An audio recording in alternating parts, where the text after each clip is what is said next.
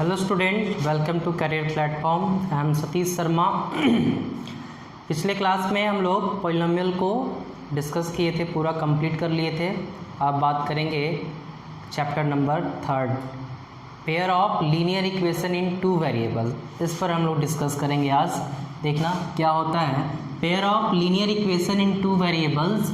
इसका general form आपको बता देते हैं। The general form for a pair of linear equation in two variables. दो वेरिएबल्स होते हैं जो वैरी करते रहते हैं, एक्स और वाई। इसमें देखना इस तरह से होता है a1x plus b1y plus c1 is equal to 0, a2x plus b2y plus c2 is equal to 0, where a1 a2 b1 b2 and c1 c2 are real number. ये हमारे रियल नंबर हैं। जैसे कि ऐसे के एग्जाम्पल के तौर पर आएंगे 2x plus 3y plus 5 is equal to 0 and 7x plus 5y minus 8 is equal to 0। इस तरह से है ना। ये आपके पेयर ऑफ लीनियर इक्वेशन है इन टू वेरिएबल, एक्स और वाई दो वेरिएबल है ना। इस तरह से हम लोग कहेंगे linear of pair of two variable है। इसमें हमको दो चीज़ों को बताना होता है हमको। ये तो आपका रहा, ये आपका जनरल फॉर्म है, कंपेयरिंग करने में फ़ायदा होगा आपको।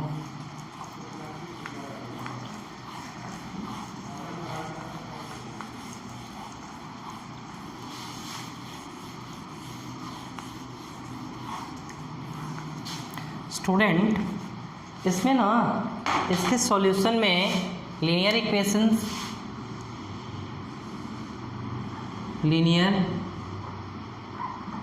इक्वेशन में दो तरह के आपके सॉल्यूशन को डिफाइन किया गया है। एक होता है अलजेब्रिक सॉल्यूशंस और दूसरा होता है ग्राफिकल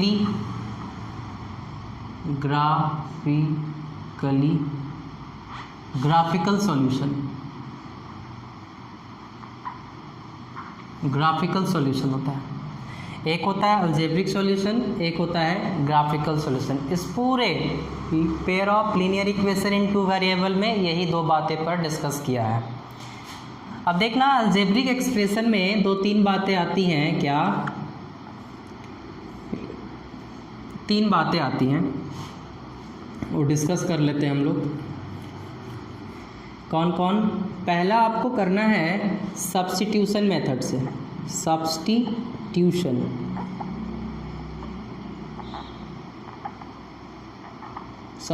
मेथड से सॉल्व करेंगे। दूसरा एलिमिनेशन मेथड,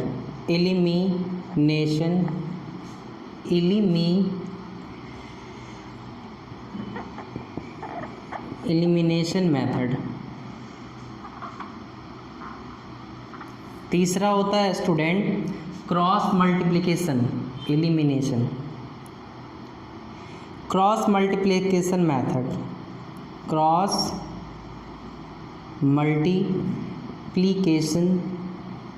मेथड।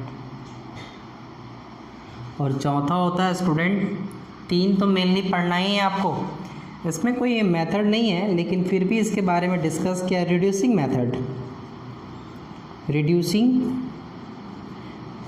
मेथड या रिड्यूसिंग मेथड, ये आपको डिस्कस करेंगे हम लोग।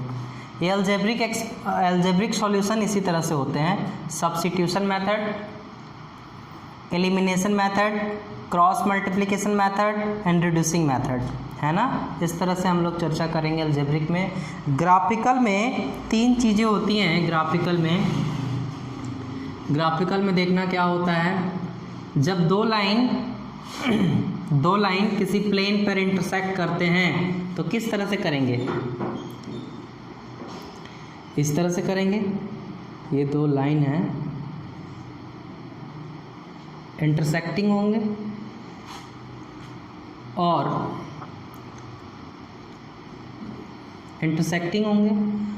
दो लाइन ऐसे मिलेंगे।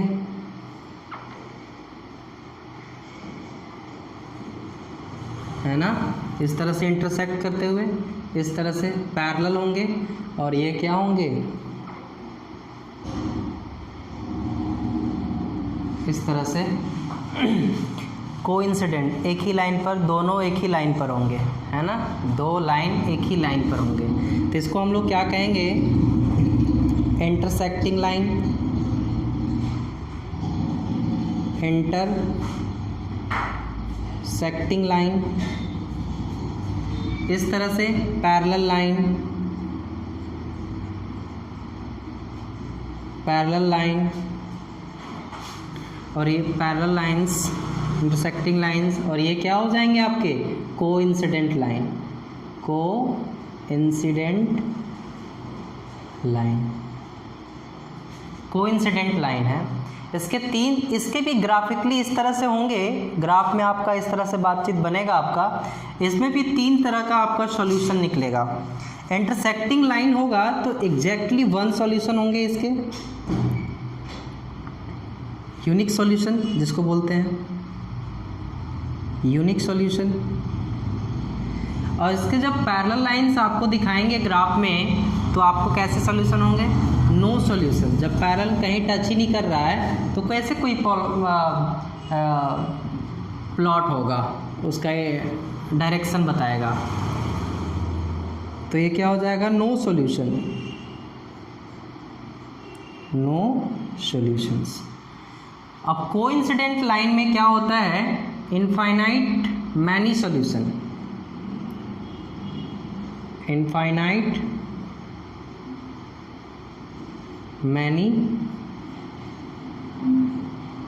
सॉल्यूशन, इनफाइनाइट मैनी सॉल्यूशन होता है। जब कोइंसिडेंट लाइन होता है इनफाइनाइट मैनी सॉल्यूशन होता है। अब इसी बात पे जब यूनिक सॉल्यूशन आगे भी डिस्कस करेंगे, जैसे जैसे चैप्टर हम लोग आगे बढ़ेंगे वैसे वैसे हम लोग भी डिस्कस करेंगे इस चीज़ को। यूनिक सॉल्यूशन में क्या होता है ना, जो जिसके कुछ सॉल्यूशन हैं, पॉसिबिलिटी है, उसको हम कंसिस्टेंट बोलते हैं, कंसिस्टेंट। इसके कोई सॉल्यूशन नहीं है तो इसको हम नॉन कंसिस्टेंट बोलेंगे, कंसिस्टेंट। इसके सॉल्यूशन हैं, इनफाइनाइट मैनी सॉल्यूशन है, तो ये भी किस तरह कैटेगरी में आ गए, कंसिस्टेंट के कैटेगरी में, कंसिस्टेंट, कंसिस्टेंट है ये। इनको कैसे आएगा, जिसका यूनिक सॉल्यूशन, जिसमें कुछ भी सॉल्यूशन है, पॉसिबिलिटी है, कंसिस्टेंट के कैटेगरी में। कोई सॉल्यूशन नहीं है तो नॉन कंसिस्टेंट है। इसके बहुत हैं तो ये भी कंसिस्टेंट के कैटेगरी में आ गए। आप समझ रहे हो ना। इस तरह से बातचीत हम लोग करेंगे। ग्राफिकली में यही तीन मेनली हैं, इसी के बिहाफ पर हम लोग चीज़ों को करते हैं, इससे ज़्यादा नहीं जाता है। तीन ही चीज़ पे कैटेगराइज ये आपका रहा है स्टूडेंट। इसके बाद हम लोग चलेंगे एक्सरसाइज 3.1 में और वहाँ डिस्कस करेंगे। फर्स्ट क्वेश्चन आपको लिए करते हैं, है ना, देखना।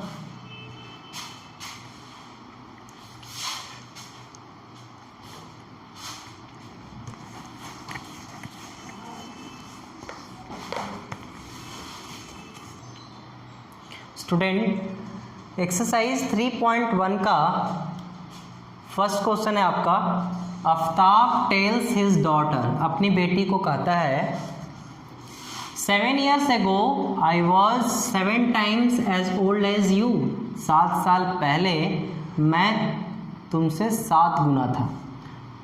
Also 3 years from now, अब 3 साल पहले की बात कर रहा है। I shall be 3 times as old as you, मैं तुमसे 3 गुना हूँगा। Isn't this interesting? Represent this situation algebraically and graphically. algebraically भी इसको सिचुएशन को रिप्रेजेंट करना आपको और ग्राफिकली दोनों को। तो देखना सॉल्यूशन कैसे करेंगे। ये बोल रहा है ना, लेट 2 का ये इसमें उम्र दिया हुआ है, एक आफ्ताब का और डॉटर का। 7 years ago पहले, फिर 3 साल के बाद ये बोल रहा है। तो लिखेंगे let the present age, let the present age of Aftab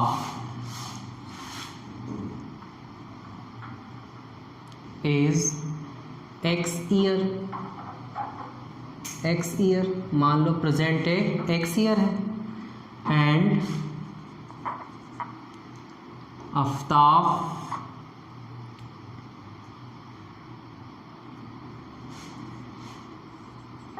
and present age of Aftab's daughter, इसकी बेटी का कितना हो जाएगा, वाई ईयर होगा, वाई ईयर होगा, है ना।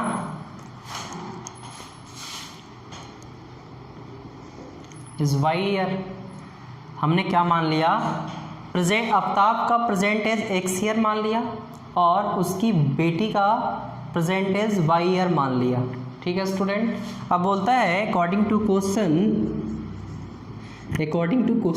बोलता है 7 years ago, 7 years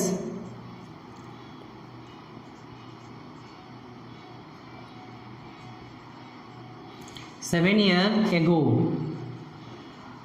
मतलब 7 साल पहले की बात कर रहा है, तो आफ्ताब एज कितना हो जाएगा,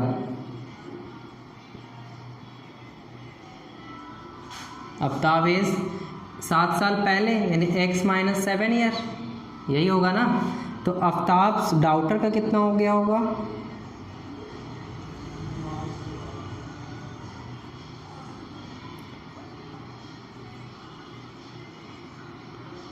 डॉटर एज कितना हो जाएगा, आफ्ताब डॉटर एज अभी y है 7 साल पहले y - 7 ईयर। कोई दिक्कत है इतना स्टूडेंट समझने में। अब हम कहेंगे क्या, दूसरा इंटरेस्टिंग क्या है इसी में, बोलता है ना कि Aftab tell his daughter 7 year ago I was Aftab बोलता है तो आई आफ्ताब के लिए है कि I was 7 times as old as you and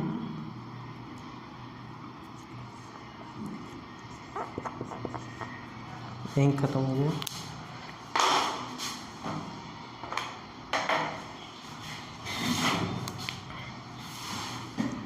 तो देखना बोल रहा आफ्ताब का उम्र कितना है 7 साल पहले x - 7, वो बोलता है कि I was 7 times as old as you, तुम्हारे से 7 साल ये हो गए, ये है आफ्ताब और ये उसकी बेटी, आफ्ताब की बेटी का उम्र, तो बोलता है उसका 7 गुना था, उसका 7 गुना के बराबर है, तो 7 times हो गया ना। इसको सॉल्व करेंगे, x - 7 = 7y - 7 7 = 49, x और y को इधर करेंगे तो -7y - 49, ये इधर जाएगा तो +7, x - 7y - 42, ये इक्वेशन नंबर 1 हो गए, है ना। यहाँ तक हो गए x माइनस। अब इस तरह से हम लोग करेंगे। अब बोलता है ना also 3 years from now, अभी से 3 साल बाद, यहाँ तो कर लिए, इसके बाद प्रेजेंट टेंस तो वही है, यहीं से चेंज कर लेंगे फिर।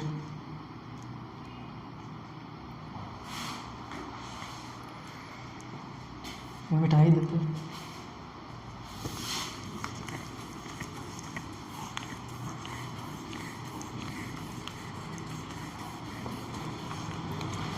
अब देखना है स्टूडेंट, अब बोलता है यहाँ के बाद बोलता है 3 years, after 3 years and after 3 years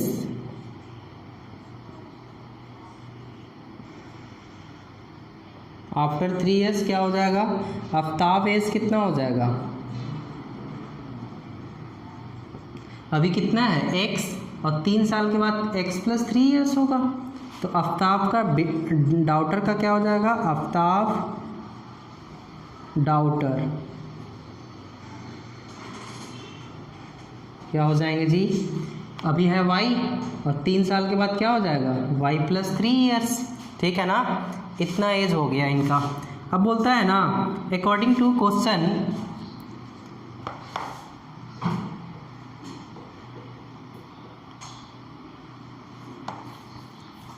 according to questions ये बोलता है कि 3 years from now I shall be 3 times as old as you. Now बोलता है कि आफ्ताब का उम्र x+3 और डॉक्टर का उम्र y+3 3 साल के बाद। तो बोलता है 3 साल के बाद तेरे से 3 गुना हो जाऊंगा। 3 गुना मतलब बेटी का 3 गुना उसका उम्र, इसके बराबर है। इसको सॉल्व करेंगे x - 3 is equal to 3 × y 3y प्लस 3 3 जा 9 x, y को इधर करेंगे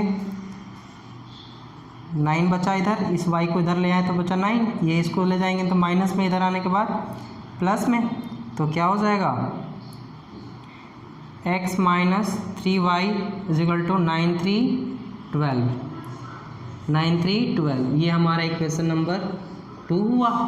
अब ये बोलता क्या है ना, बोलता है कि अलजेब्रिकली रिप्रेजेंट करो इसको। तो अलजेब्रिकली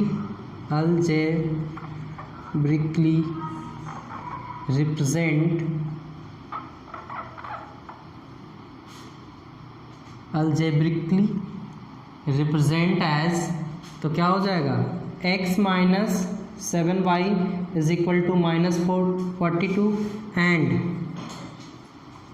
क्या हो जाएगा x - 3y is equal to 12। ये आपको अलजेब्रिकली रिप्रेजेंट कर दिए। अब हमको ग्राफिकली रिप्रेजेंट करना है, ग्राफिकली। तो यहाँ के बाद हम करेंगे, इसको मिटाना होगा। From equation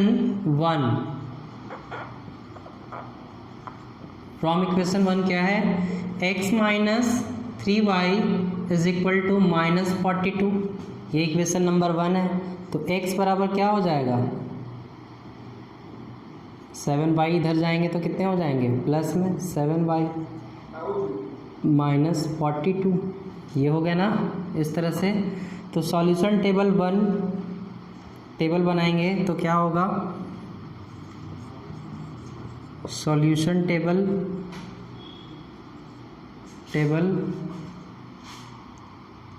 for equation 1, solution table हो जाएगा, देखना टेबल बनाएंगे हम लोग।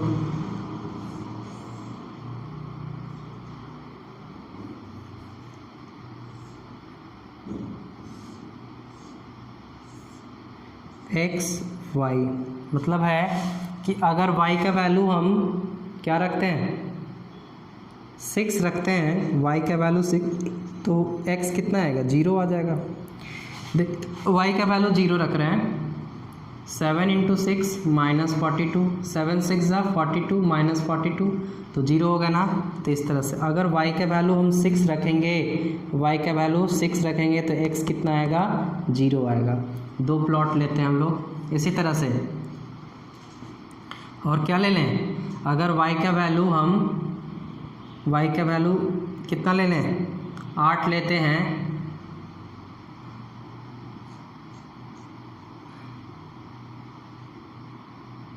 सेवन लेते हैं तो कितना हो जाएगा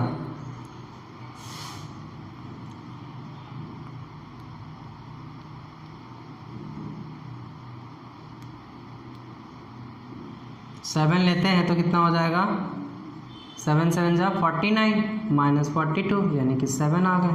7 लेते हैं तो 7 ही आता है, ठीक है ना। 7 ले रहे हैं तो 7, आपकी मर्जी है, आप अपने मन से रख सकते हो, अब इसमें हम कुछ नहीं कर सकते हैं, आपकी मर्जी है, जो रखना है रख सकते हैं आप, है ना।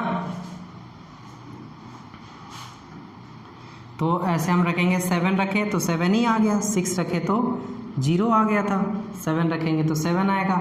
इसी तरह से इक्वेशन नंबर 2 के लिए करेंगे। फ्रॉम इक्वेशन 2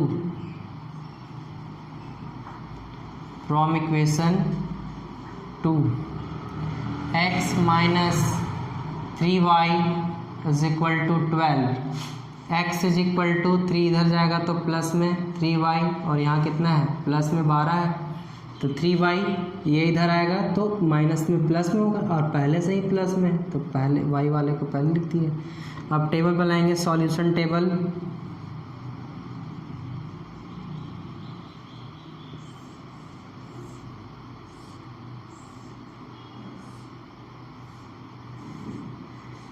अगर y का वैल्यू हम कितना रखें, y का वैल्यू -4 रखें तो x 0 हो जाएगा। चेक कर लेना, देखो 3y का वैल्यू -4 रख रहे हैं प्लस 12, 4 तिया 12 प्लस 12 माइनस, ये दोनों कटेंगे तो 0 आ जाएंगे, 0 आ गया। अगर हम y का वैल्यू 0 रखते हैं तो y का वैल्यू 3 इंटू वाई के जगह पर 0 प्लस 12, तो ये कितना आएगा 12। कोई दिक्कत स्टूडेंट नहीं ना, तो ये 12 आ गया ना, 3 0 0 प्लस 12 यानी कि 12 आ जाएगा, 0 रखेंगे तो 12 आएगा। इस तरह से हमारा टेबल बन गया है ना। अब ग्राफिकली रिप्रेजेंट करना है हमको, ग्राफिकली रिप्रेजेंट करना है तो कैसे करेंगे,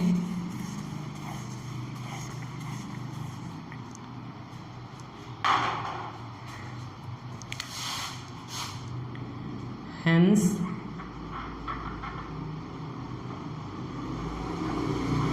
graphically represent as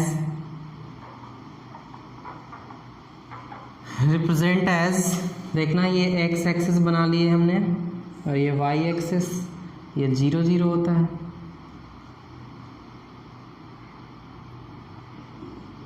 ये 0 0 होता है। वैल्यू रखेंगे, ये x एक्सिस है और ये y एक्सिस है, आपको लेना है x axis positive, x axis negative, y axis positive, y axis negative. इस तरह से हम लोग रिप्रेजेंट करते हैं। तो देखना टेबल 1 का x मैक्सिमम x कितना है 7, यहाँ है 12, तो कर लो 2 2 का 2 4 6 8 10 12। आप अपने से ले सकते हैं, ग्राफ टेबल में हम सही आ जाएगा चीज़ें।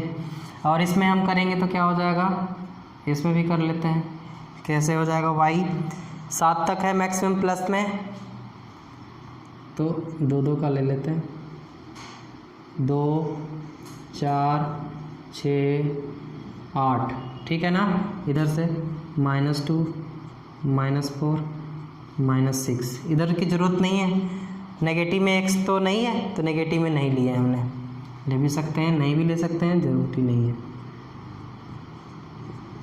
इस तरह से जिधर ज़रूरी है उधर लिख लेंगे हम लोग, ठीक है। अब प्लॉट करेंगे, प्लॉट कैसे करेंगे देखना, x 0 ले रहा है, y कितना 6, तो x 0 तो इसी पर रहेगा और y कितना 6, तो यानी यहाँ हो गया p प्लॉट हो गया, यानी कि 0 6 हो गया ना। ये दूसरा बोल रहा है कि x 7 y भी 7, x 7 कहाँ जाएगा, यहाँ जाएगा 7, और y 7 कहाँ जाएगा, यहाँ जाएगा, यानी कि ये यहाँ,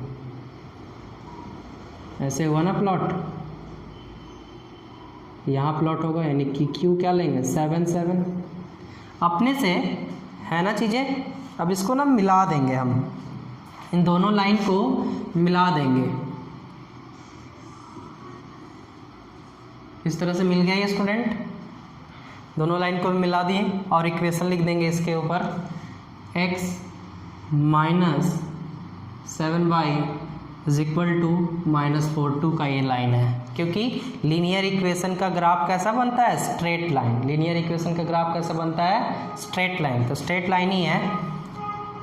अब हम इसको प्लॉट करेंगे, x 0 y कितना 4, x 0 यही लाइन और 4 तो यहाँ बन गया, ये इसको हम लेंगे p q r, यानी कि x कितना है 0, y कितना है -4, और ये x 12 है y 0 है, x 12 यानी कि यहाँ रहेगा, यानी कि p q r s, ये क्या हो जाएगा 0, x 12 है और y कितना है 0 है, x 12 y 0। इसको भी प्लॉट करेंगे हम लोग, ये इस तरह से सीधा हो गया ना स्ट्रेट लाइन। तो ये कैसी लाइनें आ रही हैं, पैरेलल लाइन आ रही है ना, तो कहीं इंटरसेक्शन, इसका कोई भी सॉल्यूशन नहीं है, सिर्फ रिप्रेजेंट करने के लिए हमको बोला है, तो इसी तरह से रिप्रेजेंट करके छोड़ देंगे, है ना। अगर तो आगे तर्क करने के लिए बोलता तो हम आगे करते भी, लेकिन ये देखने से कैसा लाइन लग रहा है कि ये पैरेलल लाइन है, और पैरेलल लाइन का कोई भी सॉल्यूशन नहीं होता है ना। तो ये कंप्लीट हुआ ये क्वेश्चन नंबर फर्स्ट। अब करेंगे सेकंड। स्टूडेंट, इस तरह से आपका क्वेश्चन नंबर 1 कंप्लीट हुआ। नेक्स्ट वीडियो में हम बात करेंगे क्वेश्चन नंबर 2 और 3 का। इस तरह से एक्सरसाइज कंप्लीट करेंगे। Thank you student.